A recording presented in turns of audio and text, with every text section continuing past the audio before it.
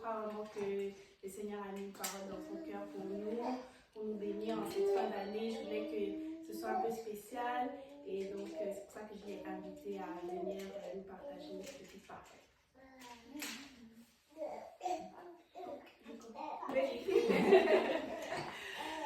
Donc bonjour tout le monde, gloire à Dieu. J'ai préparé un petit écho, c'est pas très long, moi j'ai pas l'habitude de parler, mais j'espère que ça va me toucher. Le titre que j'ai trouvé, c'est Être une femme de Dieu en 2025.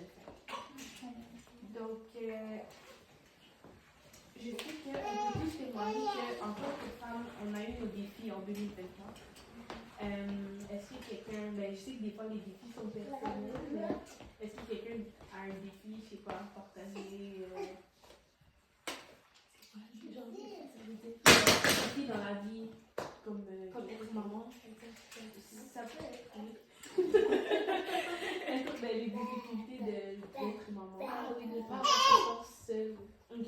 Genre ça, c'est difficile. Ok. Et gérer ma colère, gérer... Je dirais ça. Moi, j'ai eu un défi cette année, mais plusieurs défis, mais c'était vraiment sur le plan personnel et professionnel. C'était, j'ai perdu mon emploi. J'ai perdu mon emploi en fait le 24 février cette année et le 4 février il y a 3 ans, en 2021, je perdais aussi mon emploi. Donc ça s'est arrivé comme à la même période, 3 ans plus tard. Ça m'a vraiment beaucoup affectée et ça a été une année très difficile parce qu'après ça, l'emploi que j'ai eu après ça, ça a aussi été très difficile comme environnement. Donc oui, c'était un défi de m'adapter, de m'ajuster en fait à ces réalités-là. Et sur le plan personnel, ça a pris un peu aussi sur la confiance quelque part. Mais c'était un défi cette année pour moi. Mais Dieu va nous aider pour la prochaine. Donc, moi, je vais parler plus de la femme en général. Donc, la culture ici, telle que nous la connaissons, a tendance à dénigrer la femme.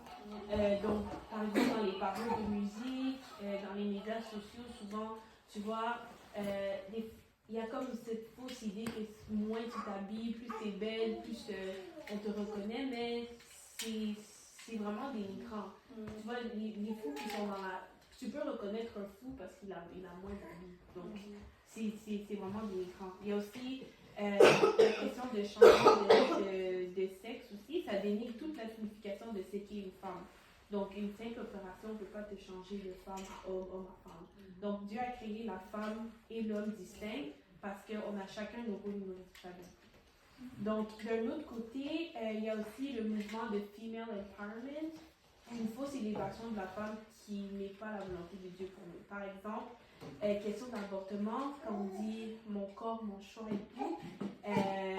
Donc, je ne sais pas pour vous, mais il n'y a rien qui est empowering. Comment on dit empowering en fait? Qui est, moi, le mot qui me vient en tête, c'est glorifiant. Oui, glorifiant, c'est le bon terme. Ouais, glorifiant ou... Je sais pas. Ouais. Mais c'est ça, il n'y a rien de glorifiant que d'avoir le pouvoir de tuer une vie que Dieu a tissée dans ton sein.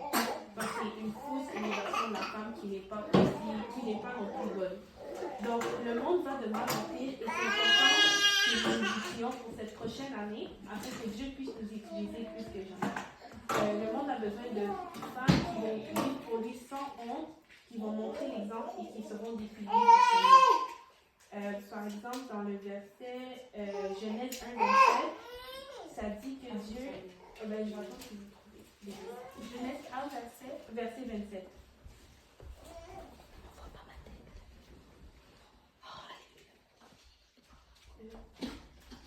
C'est bon?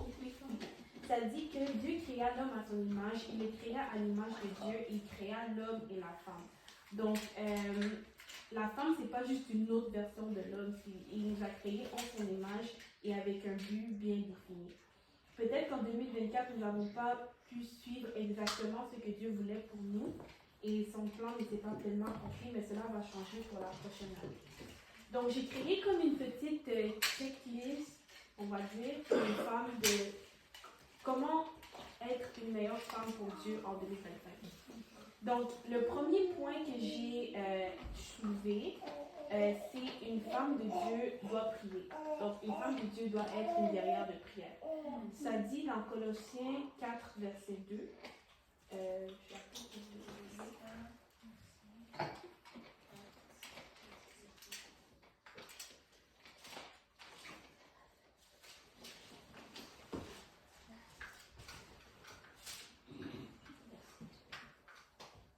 Je vais le lire, ça dit « Persévérer dans la prière et y avec action de grâce ». Donc, la prière est notre moyen de communication avec Dieu. Sans la prière, il sera impossible pour nous de savoir quelle est la volonté de Dieu pour nous dans notre vie et ce qu'il veut pour nous. Donc, Jésus est notre amour. Il veut que nous parlions avec lui pour qu'il puisse à son tour nous parler. Il veut avoir une relation avec nous et que nous nous approchions de lui. Le seul moyen de s'approcher de Dieu, c'est par la prière. Dans Actes 17, verset 27, ça dit... Désolée, moi j'ai tout noté les versets, donc je ne peux pas me faire chercher. Acte 17, verset 27.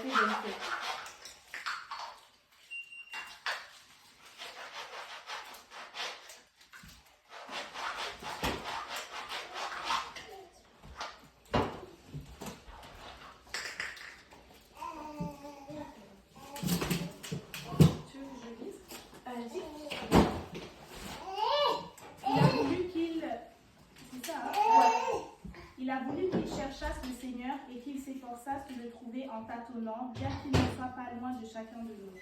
Donc ça dit, le mot qui m'a touché, c'est en tâtonnant.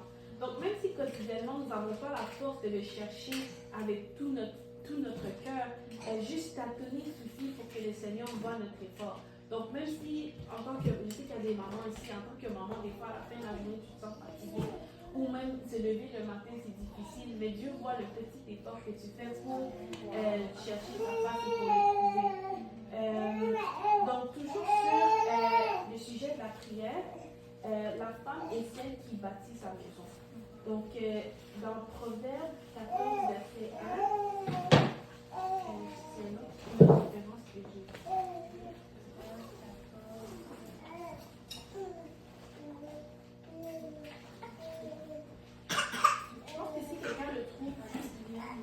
La femme sage bâtit sa maison et la femme insensée la renverse de ses propres mains.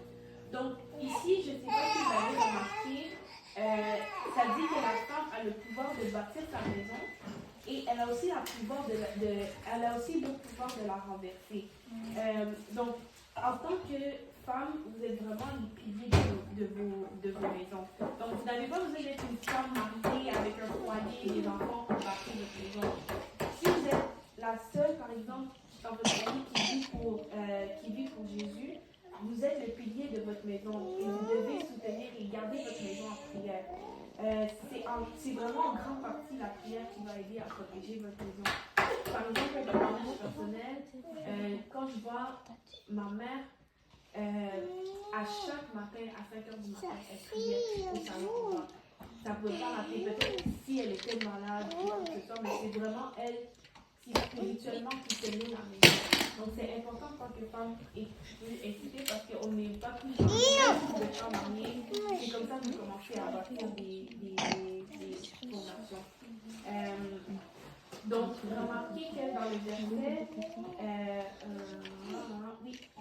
Ouais, on n'a pas besoin d'attendre d'être marié pour commencer à bâtir son futur foyer. Tu peux commencer à plaider le sang de Jésus sur ton futur mari, sur tes futurs enfants, sur leur avenir, et croyez-moi, ça fonctionne. La prière, c'est comme, maman donnait cet exemple, c'est comme des billets que tu vas mettre à la banque. Plus que tu mets l'argent dans la banque, plus il y a des projets que tu veux faire avancer. Et le moyen vraiment qu'on a pour le contrer, c'est par la prière. On va lire dans 1 Pierre 5, versets 8 à 9. Je pense que c'est quand même le verset que vous connaissez. Mais que tout le monde connaît.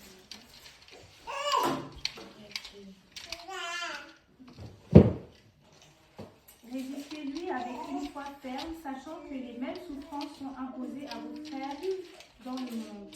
Est-ce que c'est ça? Oui, ben juste le verset d'avant. Verset 8, pardon. Soyez sobres, veillez. Votre adversaire, le diable, rôde comme un lion rugissant, cherchant qui il dévorera.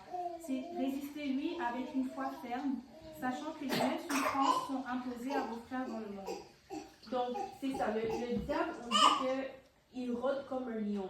Je ne sais pas si vous avez déjà croisé un lion en vrai. Ben, c'est sûr que non, parce que sinon, vous ne serez pas Oiseau seulement. Mais les lions n'ont pas de pitié, pas de pitié. Lui, il voit la viande, il mange.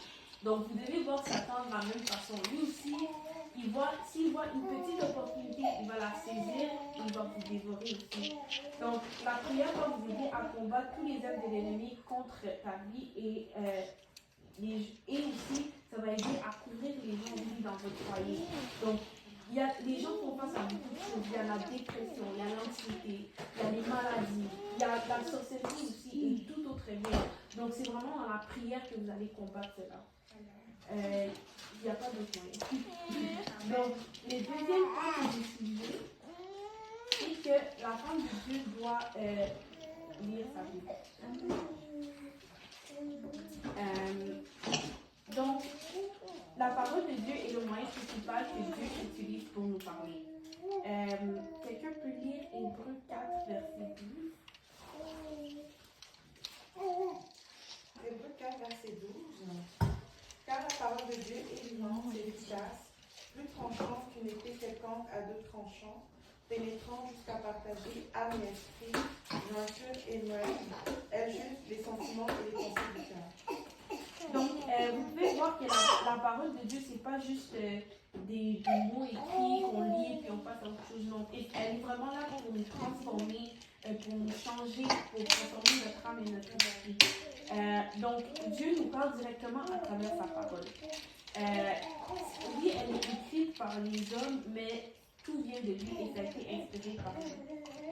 On peut lire 2 Timothée 3, versets 16 à 17.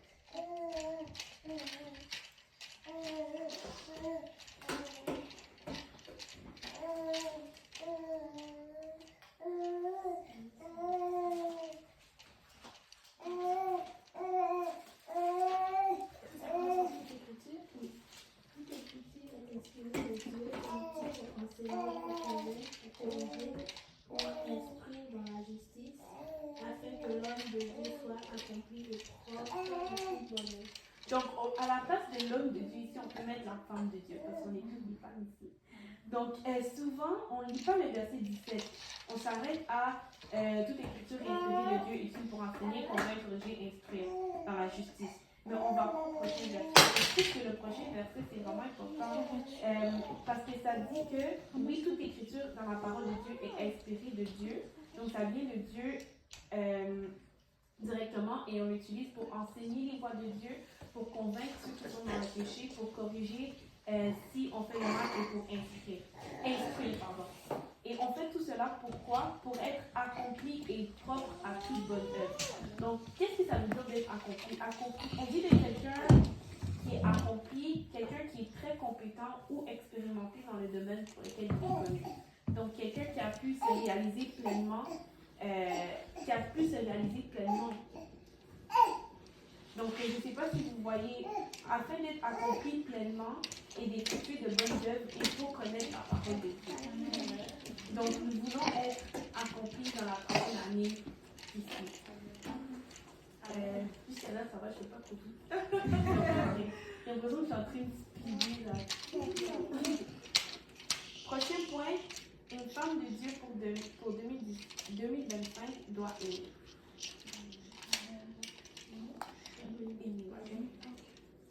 Donc, c'est naturel pour une femme d'aimer. C'est pour ça que quand on donne des commandements dans le mariage, on précise que l'homme doit aimer sa femme et non le contraire. On ne donne pas de commandement à la femme d'aimer parce que ça vient naturellement. Dans Éphésiens 5:25, je vais juste le lire vite fait parce que c'est pas. C'est juste pour souligner mon point. Ça dit Marie, aimez vos femmes comme Christ a aimé l'Église et s'est livré lui-même pour elle. Donc, nous avons une facilité d'aimer et de prendre soin des personnes autour de nous. Une chose que j'ai remarqué aussi pour les mamans, c'est que les femmes ont beaucoup plus de patience quand il s'agit de prendre soin des enfants. Donc, quand l'enfant pleure, le mari va être comme ok, va chez maman. Mais la maman, on prend le temps de voir ok, pourquoi tu pleures, est-ce que tu dis, tout ça.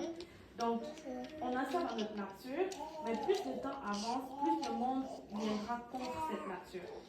Donc, dans Matthieu 24, verset 12, quelqu'un qui le lit. 24, verset 12. Et parce que l'iniquité sera accrue, la charité du plus grand nombre se refroidira.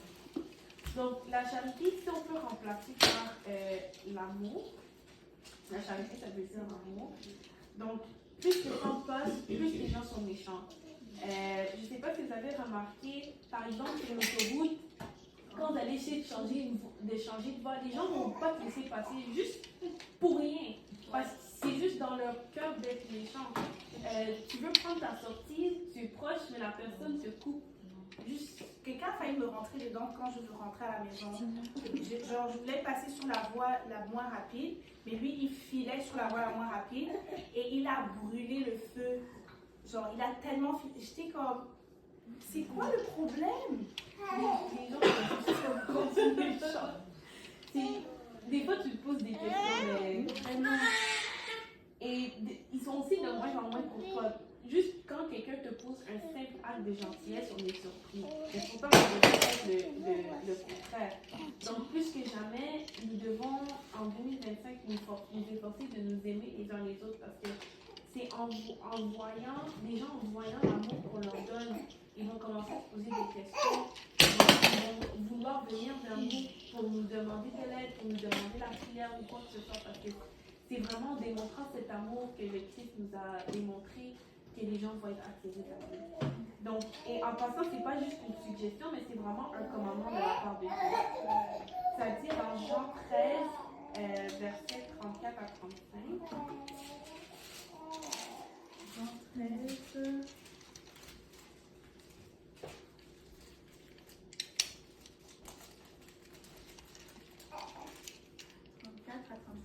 Oui. Je vous donne un commandement nouveau. Aimez-vous les uns les autres, comme je vous ai aimé, vous aussi, aimez-vous les uns les autres. À ceci, tous connaîtront que vous êtes mes disciples, si vous avez de l'amour les uns pour les autres. Donc, c'est ça. Le seul moyen pour qu'on soit disciple un des moyens pour qu'on soit disciple de Christ, c'est si on a de l'amour les uns pour les autres. Donc, il y a un autre verset, je ne l'ai pas noté, je n'ai pas la référence non plus, mais ça dit comment est-ce que tu vas dire que tu aimes Dieu si tu n'es pas capable, Dieu que tu ne vois pas, si tu n'es pas capable d'aimer ton prochain que tu vois. Donc, c'est vraiment important qu'on démontre de l'amour les uns les autres pour la prochaine année qui suit, afin qu'on puisse attirer plus d'âmes vers lui. Wow, j'ai fini.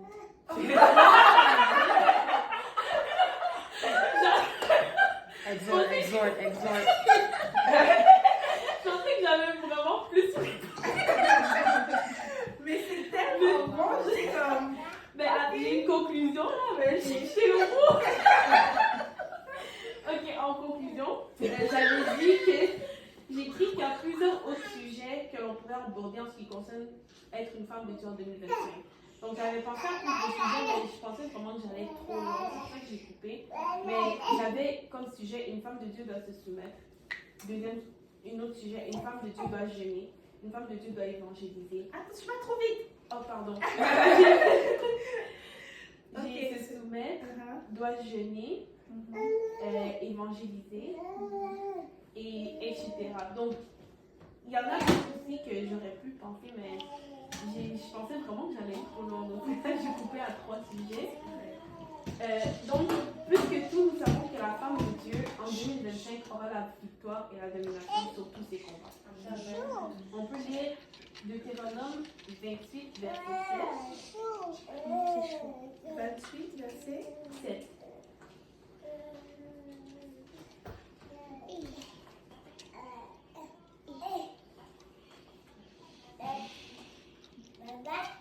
L'Éternel te donnera la victoire sur tes ennemis qui s'élèveront contre toi. Ils sortiront contre toi par un seul chemin et ils s'enfuiront devant toi par 7 chemins. Amen. Et aussi Ésaïe 41, versets 10 à 13.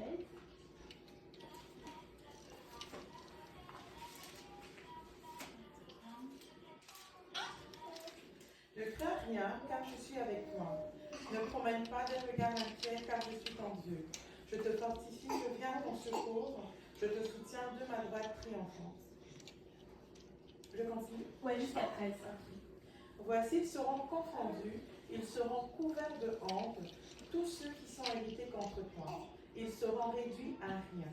Ils périront, ceux qui disputent contre toi. Tu les chercheras et tu ne les trouveras plus.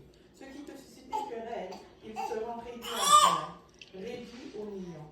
Ceux qui te faisaient la guerre, car je suis l'Éternel ton Dieu, qui fortifie ta droite, qui te dit, ne crains rien, je viens à ton secours. Donc, c'est ça, je voulais à la fin qu'on soit un peu encouragés par rapport aux défis. Peut-être que 2024 a été difficile, mais je suis pas mal sûre que si, je suis certaine à 100% que si vous vous outillez avec la prière, avec le jeûne, en nous aimant les uns les autres, le Seigneur va vraiment nous donner la victoire. On est ses enfants, il va pas nous laisser dans une situation comme nous les femmes, on est donc à pleurer dans une situation jusqu'à l'infini, à pas voir de solution, à pas voir l'horizon. Non, Dieu est là et il nous aime. Peut-être qu'il veut juste qu'on s'approche un petit peu plus de lui pour qu'il nous révèle certaines choses. Il veut pas que son enfant passe à travers une période de dépression pendant des jours et des semaines sans qu'il n'ait pas de solution.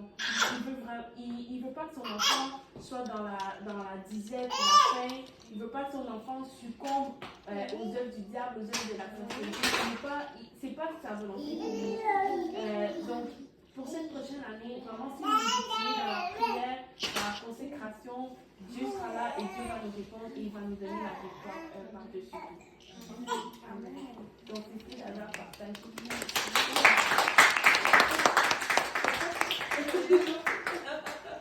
Désolée, c'était court. Merci beaucoup. Donc, les yeux. Là, je sais que c'est un verset qu'on va lire souvent, mais moi, je viens juste de réaliser encore à quel point c'est fou qu'on a ce pouvoir de pouvoir bâtir et de renverser notre maison. On doit lire sa Bible, on doit aimer, ça c'est un très très très bon point. Je pense que ça vraiment tout dit là, il n'y a rien à regarder. Moi j'ai une petite question. Souvent ça dit femme, soumettez-vous. Je veux dire, si tu es mariée, il faut te soumettre à ton mari, mais sinon à qui on se soumet? Mais je sais à Dieu, mais sinon ça peut pas se soumettre à qui d'autre. Ça peut être à Dieu, ça peut être, dans le contexte de l'église, ça peut être à ton pasteur, mais dans ces cas-là, ça ne s'applique pas juste aux femmes, ça peut être, les hommes aussi doivent se soumettre à leur pasteur, ça peut être au pasteur, ça peut être juste en général avoir une attitude, comment dire, pas, quand je dis soumettre, c'est pas nécessairement, c'est pas que tu dois être comme une esclave, genre tu dis oui à tout, non, c'est juste avoir une attitude plus soumise, plus basse. Si tu n'as pas de mari, ça peut être même à ton professeur ou ton pasteur, des choses comme ça. Je ne sais pas si quelqu'un peut rajouter. Mais je pense qu'il y a un verset, je ne sais pas si je me trompe, mais il n'y a pas un verset qui dit qu'on doit se soumettre les uns aux autres. Il y a un verset comme ça. Hein. Se soumettre les uns aux autres, aux autorités. C'est ça, moi je le vois dans ce sens-là, de soumettre aux autorités, de me soumettre à mon autorité spirituelle, de me soumettre à mes frères et mes sœurs, dans le sens que, en fait, se soumettre, moi je le vois comment se soumettre les uns aux autres, c'est-à-dire que peu importe que tu aies raison ou pas, c'est vraiment ton attitude que tu vas vraiment faire la différence. Donc, se soumettre, c'est dans le sens aussi de, mais tu ne vas pas forcément toujours gagner toutes les batailles de conflit ou peu importe avec les autres. Ça rentre dans le cadre, pour moi en tout cas, ça rentre dans le cadre de se soumettre. C'est-à-dire, c'est pas grave, il y a des choses que tu n'es pas obligé de te battre avec. Moi, je le vois dans ce sens. Merci. Quelqu'un veut rajouter quelque chose? Quelqu'un veut rajouter quelque chose? Mais moi, ça m'a beaucoup plus la partie de la femme a le pouvoir de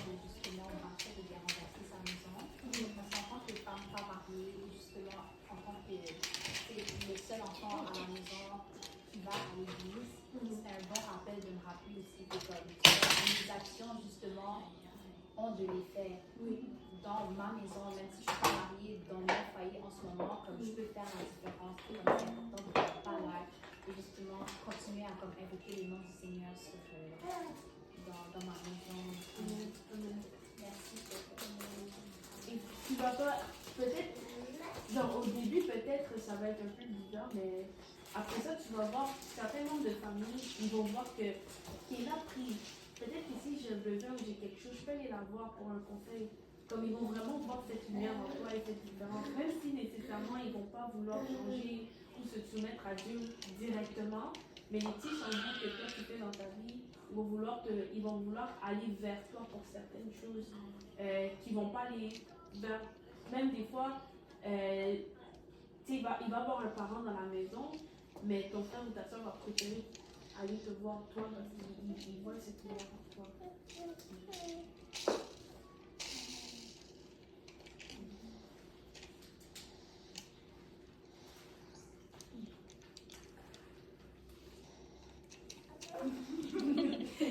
Maëva veut dire quelque chose. Moi, je vais dire quelque chose. Moi, qu'est-ce qui m'a genre touché aussi, c'est quand tu as dit, genre, nous les femmes, on est vraiment genre émotives, vraiment émotionnelles et tout.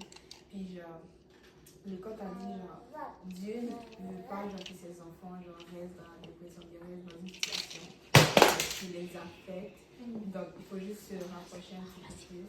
Genre, récemment, il y avait beaucoup de choses qui se passaient dans ma vie. C'est comme si genre, je me sentais comme ça, comme si genre, oh, Dieu voulait que je sois là. Dieu genre, voulait que je reste genre, dans tous mes problèmes. Mais le fait que tu m'as appelé vraiment, genre, c'est pas ça le but, genre, c'est pas ça que Dieu veut. Et que je dois juste me rapprocher d'un petit peu. Même si je le sens pas, donc je dois juste genre.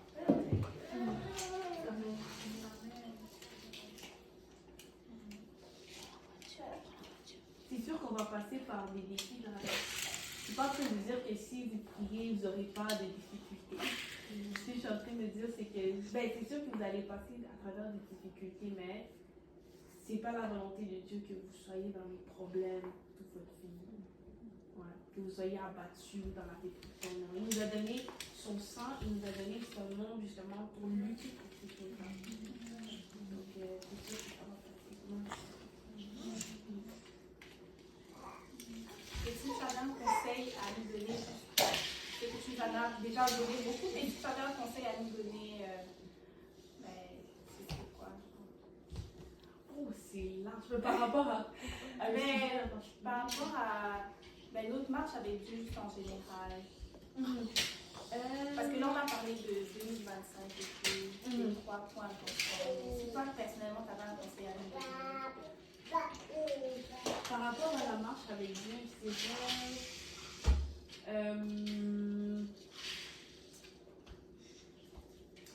Je dirais, je pourrais dire par rapport à la vie de prière.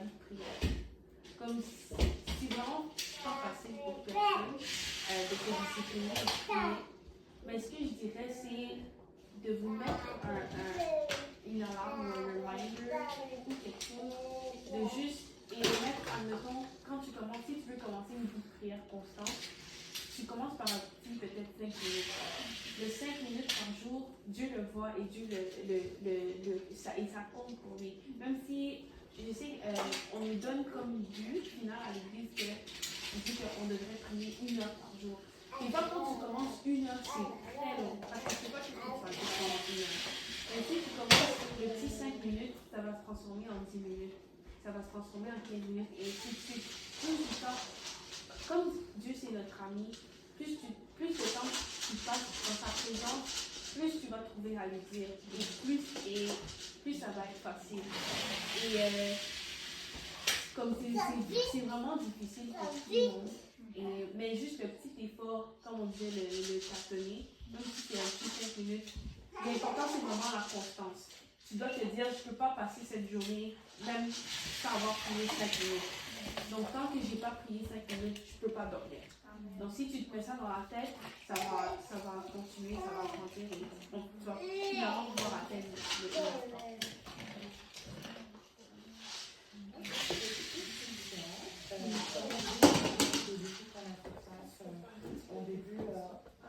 Les défis que tu as fait qu'on a fait face en début d'année, qu'on fait face, est-ce que toi femme d'homme? Comment tu travailles avec les défis d'une certaine façon?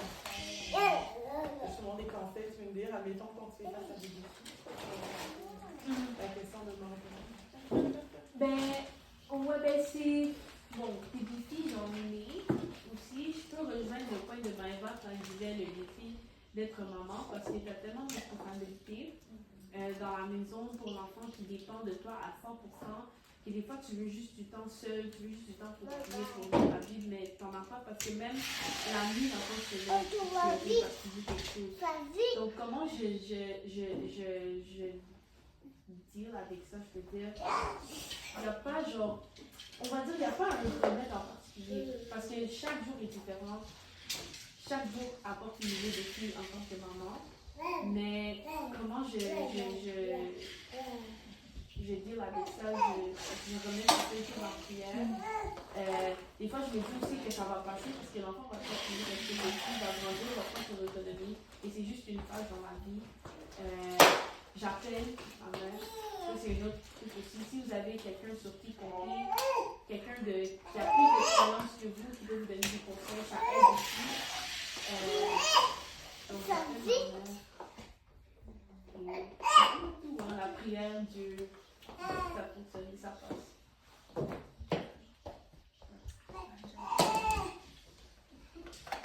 Moi, je vais fuir.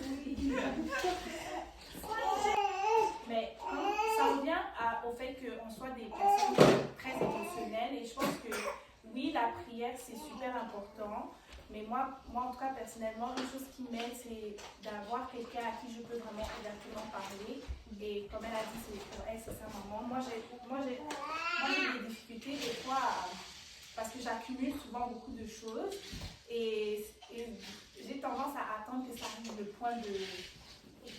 Ouais, c'est vraiment ça déborde pour que j'appelle quelqu'un et que je commence à tout déballer, mais juste avoir cette personne de confiance à qui tu peux t'ouvrir, à qui tu peux vraiment partager, à qui tu peux vraiment ventiler, ben, ça aide aussi parce que oui, il y a la prière bien sûr, mais souvent ça aide aussi en collaboration, entre guillemets, avec la prière, de juste avoir quelqu'un à qui tu peux vraiment parler, à qui tu peux ouvrir.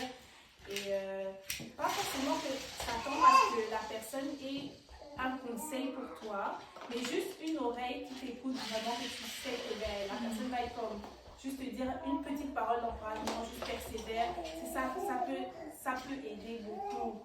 Donc, des fois, je sais que, je sais pas, ben, moi personnellement, je suis quelqu'un, j'ai souvent tendance à me renfermer, mais juste le fait de pouvoir m'ouvrir et parler à quelqu'un, ça aide vraiment beaucoup.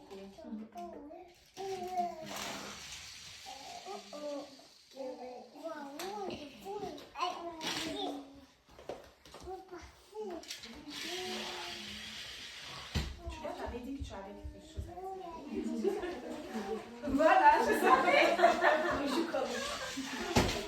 Mais, comme tu as dit d'aller parler aux gens, maintenant si tu es le genre de personne qui parler c'est difficile, tu fais comment? Mais, comme je dis, moi aussi parler c'est très difficile et j'aime pas. Et c'est pour ça que j'ai dit une personne de confiance, parce que c'est pas de parler aux gens, c'est pas de juste n'importe qui est prêt à t'écouter, que tu vas aller t'ouvrir et commencer à parler, déballer ta vie. Mais juste avoir juste cette personne de confiance, je sais pas, des fois c'est maman pasteur, des fois c'est pasteur, des fois c'est juste quelqu'un dans ta famille à qui tu fais vraiment confiance, à qui tu peux te confier. Parce que je sais que souvent aussi c'est un défi de trouver cette personne-là, tu vois. Mais c'est important d'avoir au moins une personne à qui tu peux te confier, à qui tu peux parler. Mais oui, tu peux prier. Si tu n'as pas encore cette personne-là, tu peux prier. Prie. C'est comme, moi je dis souvent à mes jeunes, c'est comme les amis. Si tu n'as pas d'amis, prie. Dieu va te donner des amis. Il va te donner des bons amis. Tu vois. C'est la volonté de Dieu qu'on ne soit pas seul, qu'on soit avec quelqu'un. Il dit bien que la corde à 3 pieds seront difficilement, ne seront pas facilement. Et il dit malheur. Oui, il y a le malheur à celui qui est à l'homme, il y a aussi le malheur à celui qui est seul et qui tombe. Donc il faut trouver cette sinon tu vas pas forcément, tu vas pas te confier à l'homme dans le sens que tu mets l'homme au niveau de Dieu, mais que tu vas aussi pouvoir trouver quelqu'un à qui tu peux faire confiance, à qui tu peux te confier quand tu as vraiment besoin de t'ouvrir et de parler, de partager les choses et chercher un conseil, tu vois.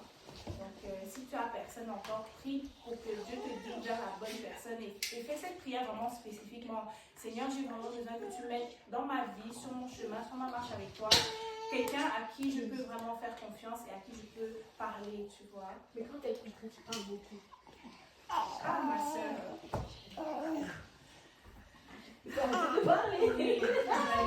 Mais tu peux aussi prier, mais non, mais on rit, mais tu peux aussi prier dans ce sens-là parce que Dieu connaît nos défauts. Dieu connaît il connaît nos forces, il connaît nos défauts, tu vois. Et c'est un point positif de reconnaître que c'est une chose à travailler, c'est une vulnérabilité, tu vois. Donc, prie aussi dans ce sujet-là que Seigneur, aide-moi à juste pouvoir me contrôler, à ne pas parler à tout le monde. Ça aussi, c'est une bonne prière que tu peux faire. Et le Seigneur va t'aider dans ce sens-là. C'est quoi votre avis par rapport à voir un psychologue en tant que chrétien? Moi, je pense que si tu penses que tu as besoin d'un psychologue, oui. Parce que c'est comme, souvent, les gens vont mettre la santé mentale comme tabou, comme quelque chose que si tu es chrétien, tu n'as pas besoin d'aller consulter, mais c'est comme consulter un médecin. Oui, mais j'ai l'impression que peut-être un psychologue, les conseils qu'il va te donner ne vont pas nécessairement être bibliques. Cherche un psychologue chrétien. Ouais. Oui. Non, je ne cherche pas un personnellement. C'est correct, oui. C'est correct. Et t'es psychologue chrétien? Oui, un psychologue chrétien. Ça, c'est bien, Mais ça. oui, mais oui. Sinon, si tu n'en trouves pas un, tu peux aller voir et puis tout ce qu'il te dit, et puis ben, tu vas voir ton pasteur, tu lui dis ben, j'aimerais prendre une bonne décision en accord avec la Bible. Il peut t'aider à t'orienter. Tu écris sur Internet, psychologue chrétien, ça met les gens. Mais oui. Il y a même des gens, tu peux choisir, ben, en tout cas, je sais pas si c'est au travers du programme d'aide aux employés de ta compagnie, par exemple. Moi, je sais que dans la compagnie pour laquelle je travaillais, il y avait des choix de type de psychologue, genre psychologue qui est plus spécialisé dans, je sais pas moi, les troubles des addictions et ainsi de suite. Puis tu pourrais choisir comme des psychologues chrétiens ou psychologues, peu importe. Oui, tu peux choisir. Mais moi, je pense que c'est important. Et des fois, tu n'as même pas forcément besoin d'aller voir directement si tu peux juste voir un thérapeute, c'est comme pas thérapeute, je veux dire conseiller. Je sais pas c'est quoi le terme encore, comment on les appelle les Conseiller. c'est conseiller? Ok. So, c'est ça, conseiller mais on les appelle conseillers en C'est juste des conseillers, mais ce sont des gens qui ont généralement un background en travail social, en psychothérapie. Donc, des fois, c'est juste un thérapeute, genre, un conseiller, genre, qui peut te guider dans comment gérer tes émotions. Je te vis ça, je pense que c'est différent. Thérapeute, c'est vraiment, conseiller, pardon, c'est vraiment quelqu'un qui a une formation en santé mentale et qui peut être capable de t'aider, mais il ne peut pas poser de diagnostic parce que le psychologue, c'est lui qui est capable de poser un diagnostic. De dire que tu souffres de dépression, tu vois, de poser vraiment un diagnostic sur toi. Mais les conseillers, ils ne peuvent pas poser. Il y a des actes qui sont réservés aux psychologues et les conseillers ne peuvent pas faire ces actes-là. Donc, poser un diagnostic sur ta situation. Mais il peut t'aider, il peut te guider, il peut te donner certains conseils. Tu vois.